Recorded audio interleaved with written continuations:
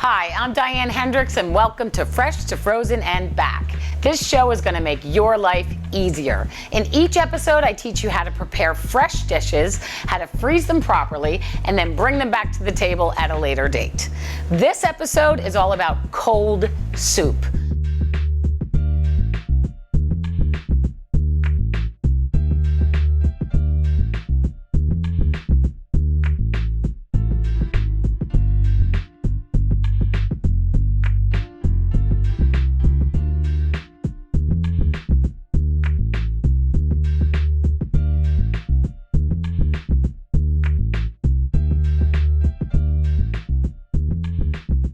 The weather's getting warmer. I love soup year round, and in the summer and the late spring, a cold soup is so refreshing.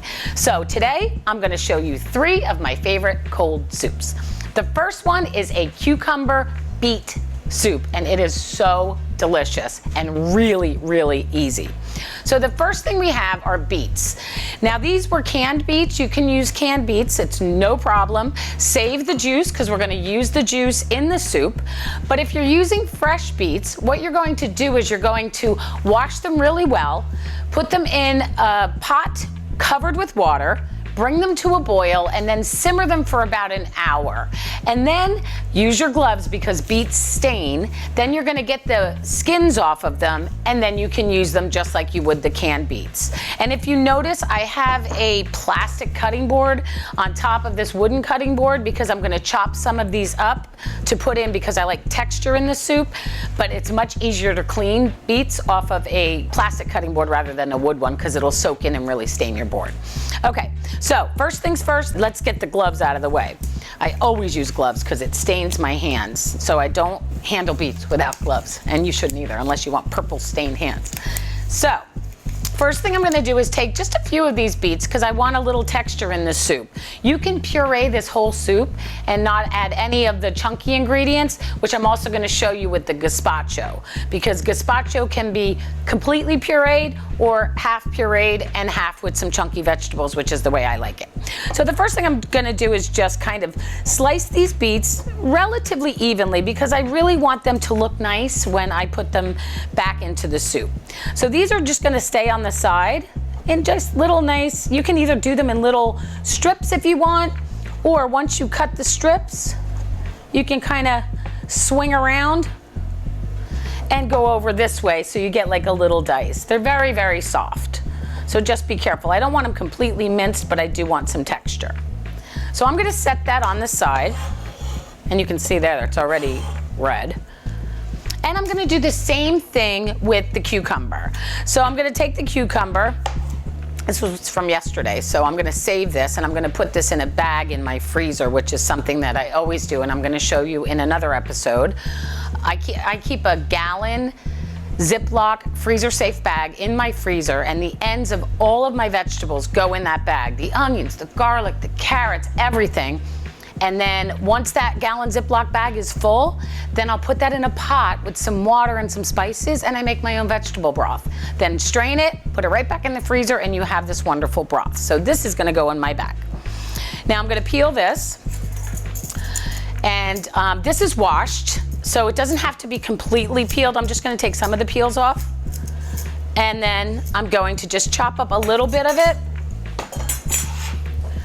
I'm gonna chop a little bit up, just like I did the beets, so we have a little bit of texture. Just 2 little slices works. And it looks pretty too.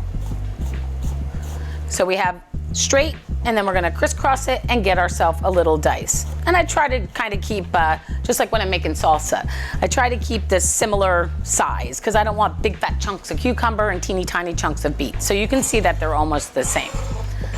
Okay, so we're gonna keep that off to the side, and now we're just gonna make this soup. It's so easy and delicious and good for you. Lots of vitamins and minerals. And the more color you have on your plate, the more nutrition you have. So we've got lots of color going on. So I'm gonna put these beets in here. I'm not gonna use them all. Everything just goes in the blender. And then we're gonna add some onion, which didn't have to be chopped. I had it chopped already. Actually, let me save a little bit of that. I'm gonna put that over here, just a hit of the onion. And some red wine vinegar. All these recipes are on my website, dianehendricks.com. some sherry vinegar. It just gives it such a nice, it smells so good, and it gives it this like unique, like, ooh, what is that flavor? I'm gonna add some fresh dill. Now the stems of dill are pretty tough, but it is getting blended up. So I'm just gonna take the very tiny end off, and I'm just gonna throw this whole thing in there. And what else? Garlic.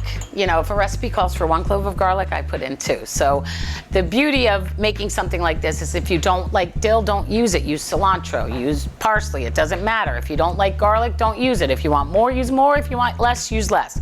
I'm throwing 2 cloves in. Now I have some nasturtium leaves, which I grew right in my greenhouse in my backyard. And these are so peppery and delicious. It kind of reminds me of like an arugula kind of bite. I'm using them for garnish, but I'm gonna throw a couple of them in there just to get like that flavor. And these are variegated, so you can see the different colors. It makes a beautiful garnish, as you'll see. So we have, I think that's everything. We have everything in there. And now we're gonna add the juice that came from the beets. And I'm gonna just put half of it in, and we're gonna check out the consistency and how we like it. It depends on what type of soup you like. If you want a real soupy, thin soup, that's fine. If you want it thicker, add more beets and less juice. It's as easy as that. See what we get. Now this thing on the top of your blender is to be removed so you can add things to it. So I'm gonna kick this up a little bit, and then I'm gonna add the cucumber. So what I'm gonna do with that is just coarse, just 4 pieces here, depending on how you like it.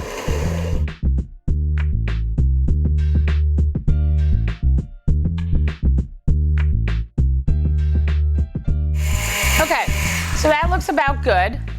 Now what I'm gonna do is I'm gonna taste it, and then I'm gonna add some salt. So I like to taste things first before I add the salt.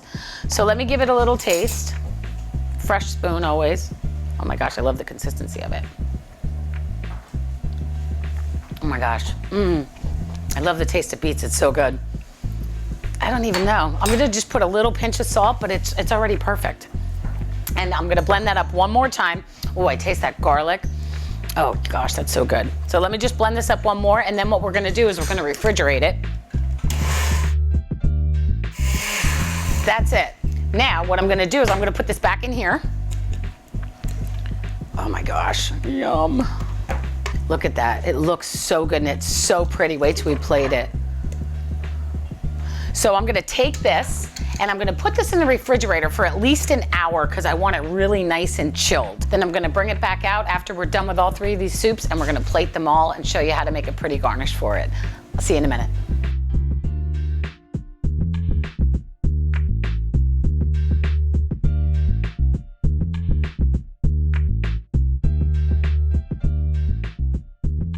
Okay, so the cucumber beet soup is chilling in the fridge, and now I'm gonna show you how to make this unbelievable sugar snap pea and snow pea soup. Okay, so here we go. What we're gonna do is we're gonna turn on the stove, and we're gonna heat up some olive oil. You want a good quality olive oil. I love it. Not too much, but just enough to get these onions like caramelizing and softening and delicious. So we're gonna let that heat up for a second, and I'm gonna add the onions. So we're gonna just kind of stir them around, let them sit for a minute, and I'm going to add some parsley. So what I'm gonna do is I'm just gonna take a handful of parsley and tear it up. Now when I use fresh herbs in cooking, I like to add some at the beginning, but then I like to save some for the end because I want that pop of fresh herb flavor at the end. Now I'm gonna use the stems as well because it's all going in the blender. And I love the flavor of parsley in this. It really complements the peas. So, okay, so we got that cooking. I'm gonna heat this up just a little bit. Yum. Nothing better than the smell of onions and olive oil and a little bit of parsley. It smells so good. Okay, so I'm gonna add a pinch of salt. This is so simple. There's only like 6 or 7 ingredients. A pinch of salt, a hefty pinch of freshly ground black pepper. There's nothing like when it's first freshly ground. I love black pepper, so I use a lot. We're gonna stir that up. Yum. Now we're gonna add some broth. You can use vegetable broth, chicken broth, whatever you like. Oh my gosh. So that's gonna cook up. Let's get that broth boiling up, and then we're gonna add the peas. And what we're gonna do is we're gonna soften those peas. So I'm gonna put the sugar snap peas in first because they take just slightly longer to cook. And here I have a tiny little bit of honey that I'm gonna add just to give it this little touch of sweetness. Stir it up, let it come to a boil, and then we'll add the peas.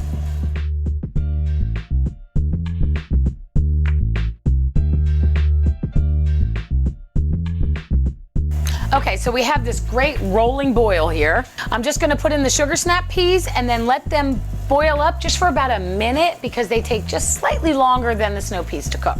And we don't want any mushy peas. We're gonna take a few of them out and use them at the end to add texture to the soup.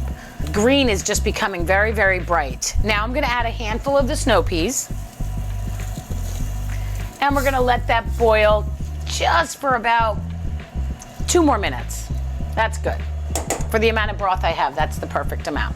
And again, you can get all these recipes on my website, dianehendricks.com. Hi, I'm Diane Hendricks, and today I want to share with you one of my favorite tools in the kitchen. It's my bench scraper. It's also a pastry cutter. I've sold out of this on my website and have been selling it for a few years. It is so indispensable. What I love about this one in particular is that it's longer. This is the typical size of one of these. It's longer, it's made of high quality steel, it's made in America, which is great, and I just love it. If you don't have one of these in your kitchen, you're really missing out. It is so versatile. It's great for baking, chopping, gathering all your ingredients together, keeping your work surface neat, and getting things from one place to the other, especially from the cutting board, the clippings, to the garbage can. It helps you work with your dough, and the possibilities are endless. So check it out, dianehendricks.com. $19, mention fresh to frozen and back, and you'll get 10% off. You gotta get it. Good food done right. So what I'm gonna do is I'm going to turn this off, and I'm going to remove just a few. I'm gonna take a couple of the sugar snap peas, a couple of the snow peas, so we can garnish that later. There we go. I've got like, I don't know, 3 of each. Oh my gosh. And they're easy to tell the difference because the sugar snap peas are a little bit thicker. Okay, so that's ready. So what I'm gonna do is I'm gonna go back over there, and then we're gonna finish it up. Okay, so now that's all done. Now all we do is puree it, and then we're gonna plate it. So here's all we do. I'm gonna take these, the sugar snap peas and the snow peas that I put on the side, and I'm just gonna slice them very thinly. And there's a little bit of stuff left, so I'm just gonna put that back in there.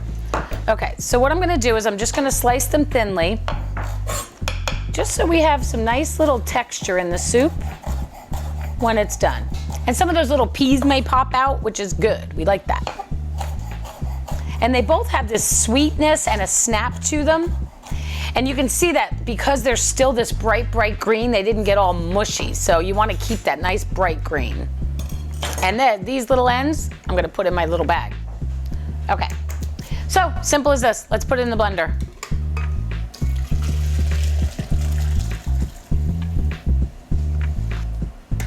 Now, this is hot. I could wait for it to cool, but I'm not going to. So what I'm going to do is I'm going to take this partially off. And you can see that steam is coming out of the top. So that's gonna keep it from kind of like imploding. You wanna let the air get through it while it's hot.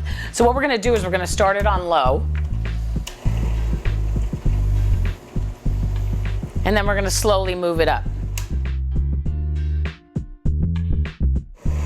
Okay, now what I'm gonna do is add some avocado.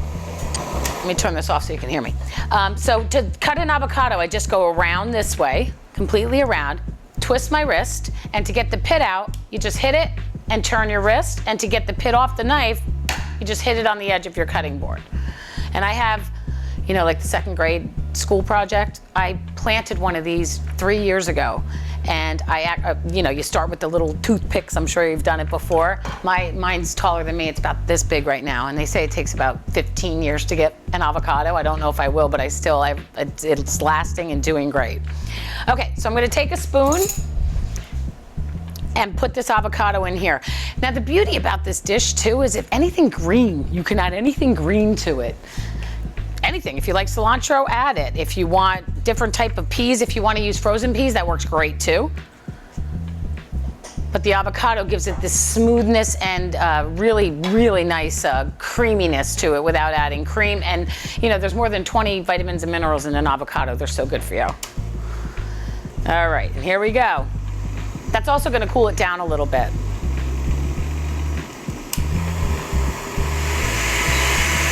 And what's good is you can see it as it's getting smoother and smoother. You'll see less and less of the green pieces. I don't mind it. I like texture in my soup. I can see here that the avocado is getting blended up, that when you hear that going down and up. So it's getting a nice thickness. No cream. Okay. So what I'm going to do is I'm going to take this and put it back in here to chill in the fridge, just like we did. You could take this whole blender, but I'm going to use it again. So I'm just going to put it back in the broth container. Look at that. Look at that. Yummage. Oh, so good. So I'm going to pop that in the fridge right next to the beet soup. And then when I come back, I'm going to make the gazpacho and then plate all three of these and show you some pretty garnishes.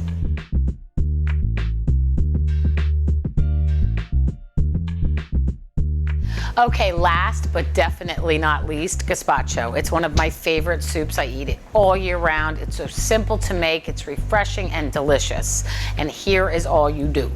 So what I'm going to do is I'm going to take some of the ingredients and do exactly what I did for the others, is create some texture. So I love grape tomatoes in gazpacho. So I'm just going to take about 2 or 3 of these guys, slice them in half, and then slice them in half again. And then what I'm gonna do is just make tiny little dices. I love grape tomatoes. They're so sweet and so yummy. So let me do 2 more of these. You can use any type of tomato, plum tomatoes, Camparis, beefsteak, whatever you like. Just chop them in tiny little pieces. Now there's a couple of schools of thought and preferences when it comes to gazpacho, either completely smooth or smooth and chunky. I like it smooth and chunky, but when it comes to freezing, which I'm going to talk about with all of these, blending it all up together is really the way to go.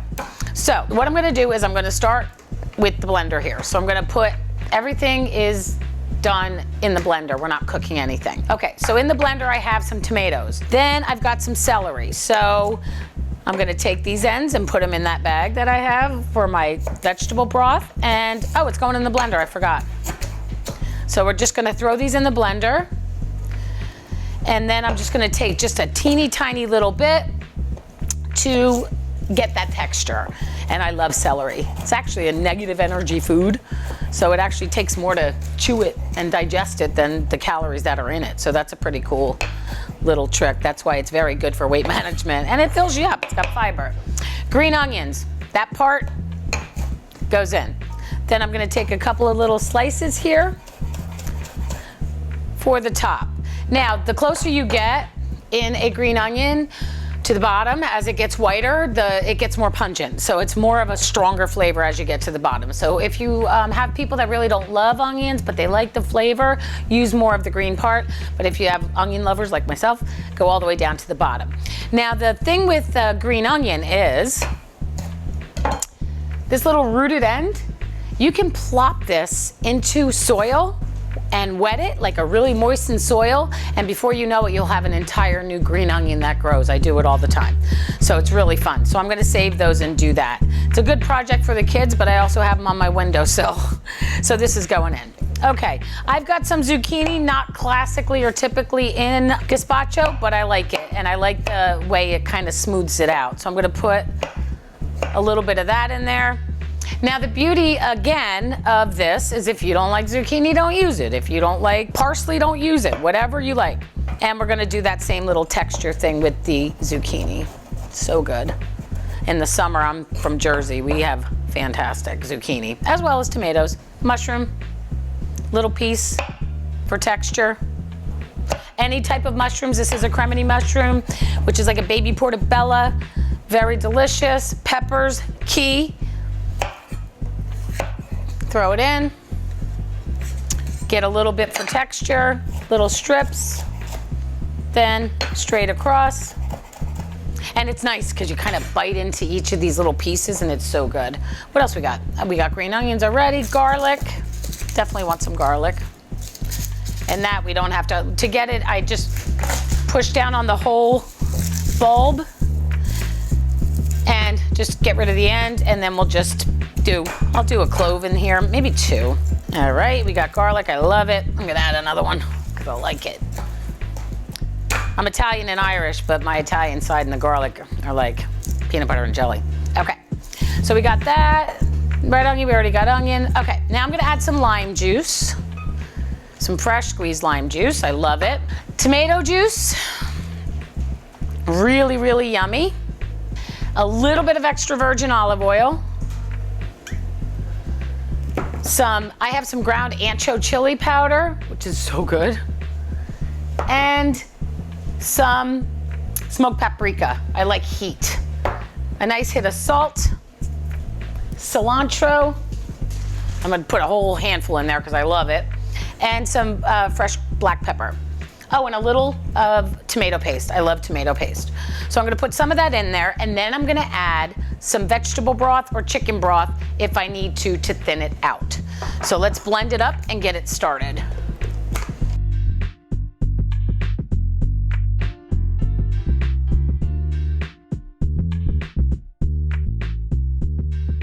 Okay, now I am going to add a little bit of broth because it's thick if you like it super thick, but I like it a little bit thinner, so I am gonna add a little bit of broth to this.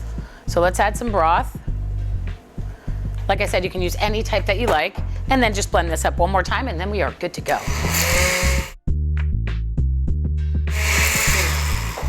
Okay, so what I'm gonna do is I'm gonna just take this whole blender and put it in the refrigerator because that's the last soup that I'm making. And then when we come back, I'm gonna plate all this and then talk to you about how to freeze it and then defrost it again. Okay, so let me taste this. See if we need any salt or any other.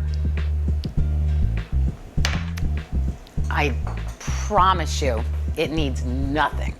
Totally done. Okay, so now I'm gonna get all these beautiful little texture pieces and put them in the bowl with my bench scraper, which is so indispensable. And then we're gonna come back and plate all the dishes, and you're gonna love it.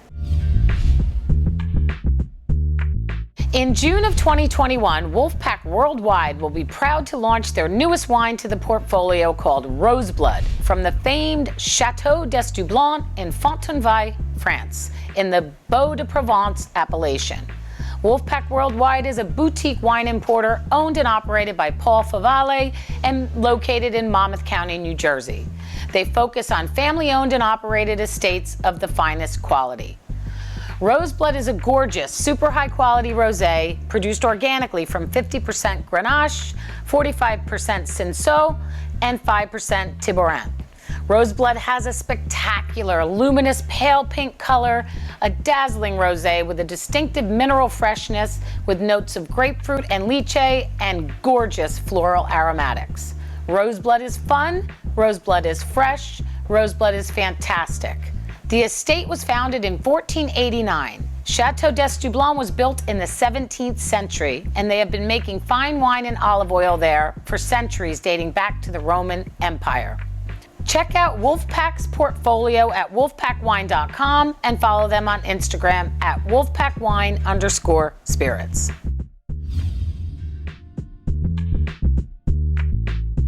Okay, so we have these 3 delicious cold soups that are so easy to make. And now I want to show you how pretty they look on the plate. So here's the gazpacho. So you're just going to pour this into a beautiful bowl. And of course, if you get some schmutz around the edge, you want to get it off because it looks pretty. And this is such a pretty presentation. You can eat a lot of this too. You know what the beauty of these are is they're so low in calories, super duper low in calories. So you can eat a lot of it, which I do. And we have the beet, the cucumber beet. Oh my gosh, look at that color. Okay. Now by letting it hit the spoon, it's not going to splatter as much. Look at the color on that. And then we have this delicious pea soup with avocados, sugar snap peas, snow peas. Yum. Okay, so now with the beet soup, what I do is I'll take some of these nasturtium leaves, and like I said, they're variegated nasturtiums. They're edible. They have a nice pepper flavor to them. Just add a little bit of that, maybe some of the beets on top, and some of the cucumber. It kind of shows you what's in it as well. A little tiny bit of onion there, even just one little piece of onion just to show that it's in there. And then some of the dill, because we have dill in there, and dill looks so pretty as a garnish, and it's nice to get a nice little mouthful of that as well. So we'll do some dill there, and maybe a little piece over here. So nice. There's that. Now the pea soup, simple. I'm gonna do just a kind of like a little swirl here. Add a little bit of peas at the end, and maybe a little bit right here. Just a little right there. And for the gazpacho, because I like the crunchiness, I'm just gonna kind of scatter these ingredients around it. And if you look at all the different colors, it looks so pretty. And we've got some of the celery, some of the peppers. We've got, make sure you get that yellow pepper in there and kind of scatter it around. And then we'll take a little piece of cilantro or parsley. Let's see what I got here. I've got some cilantro right here. And then we're gonna kind of maybe set that right in the middle there. Now you have, oh, and a little bit of avocado. I wanna just put a tiny little hit of avocado in there. Easy way to do it. Just kind of score it like this. Go this way, and then just take a spoon and you'll get these nice little chunks of avocado, and they look very pretty. And everybody likes a nice little creamy avocado bite. That's perfect. Maybe a little bit of black pepper on the top of that. So we have these beautiful, beautiful dishes that are super simple to make, absolutely delicious, and actually will wow your guests, and they're very, very low in calories. I love it. These soups are so easy to freeze, and you will have a meal on the table just like that. All you do is take a freezer-safe container. So it depends on how you want to do it. You can do it in small containers if you want just like quick one dish meals, or you can do it in the larger containers and then just defrost it all at once. All you do, put them in the containers, freeze them, and then when you defrost them, you can defrost them right on the counter or in the refrigerator. If you're doing the texture like I did with the peppers and all of that, you may want to blend it all up just so that some of the vegetables don't get too mushy. So before you freeze it, I would recommend to make sure that they're all blended up, and then you add the fresh vegetables after you defrost them. And that's as simple as that. So that's it. So thanks for watching. Share this episode with those that you love. Follow me on social media, YouTube, Instagram, Facebook, all of that. Diane at Diane Hendricks. Please feel free to send me an email, diane@dianehendricks.com, and make sure you pick up my bench scraper. It's right on my website, on Instagram and on my website. And I will see you next time.